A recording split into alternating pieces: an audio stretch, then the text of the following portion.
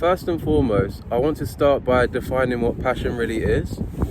When it comes to passion, it's about doing what you want to do, even though you have the choice not to. For example, people may want to do things for different reasons. Not everyone does the same thing for the same reason, but the most important thing is your own reason. You don't know what to really expect and you're trying something new. When it comes to losing passion, this is what people could say to you. This is you not having as much time to do the things that you want to do. You realize that when you lose passion, the hardest thing is really giving up on your passion. Because when you give up on your passion, you're giving parts of yourself away. The reason why people give up on their passions is because they either doubt themselves, the things that people say to them. The things that people say to you, you have to realize that it's based on them. And when it comes to someone else's opinion, it's not really a fact. Because they haven't tried the thing that you wanted to do, and everyone is really good at different things. When everyone is able to work together on a project, that's why projects are more likely to be successful, because everyone has different talents and then they come together. And what is one person's weakness is another person's strength.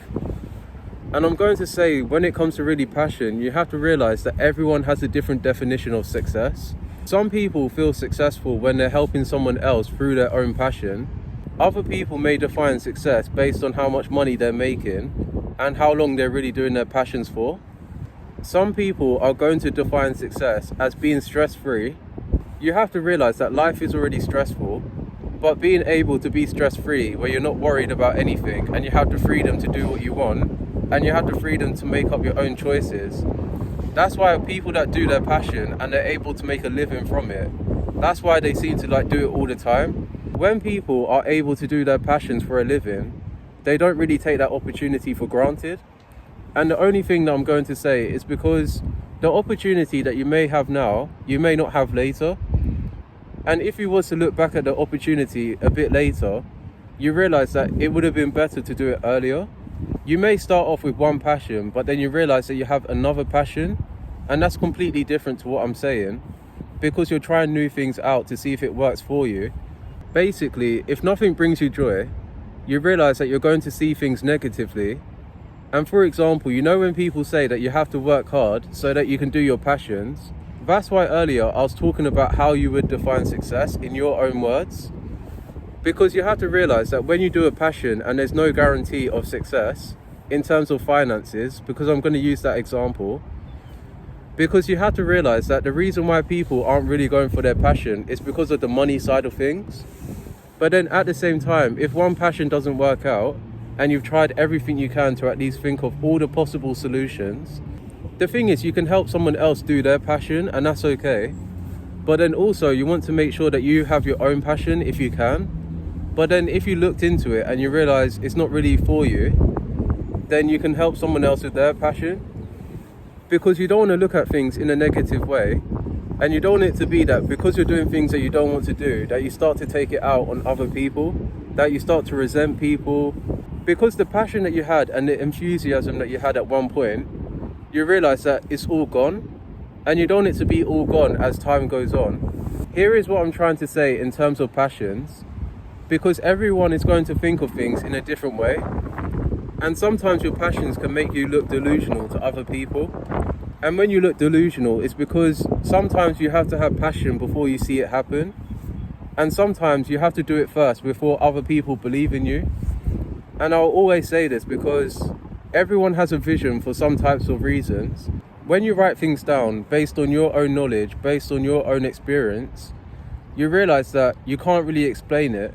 It's only you that's going through this, and it's a good thing, by the way.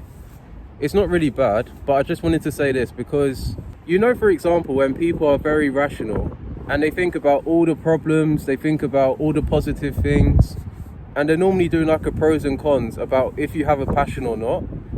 And people wouldn't do a passion if there's more cons than pros. When people are rational, they want to see things happening, but sometimes if you are passionate about something, you just need to do it first. But before you give up on your passion, you need to make sure that you have a physical product right in front of you. For example, you may be passionate about drawing, and because you're passionate about drawing on a paper, all you need to do is just get art equipment, you need the colours, and then you need the paper itself. And for example, you know, when you're drawing something and you have a blank paper, it's up to you to really create something.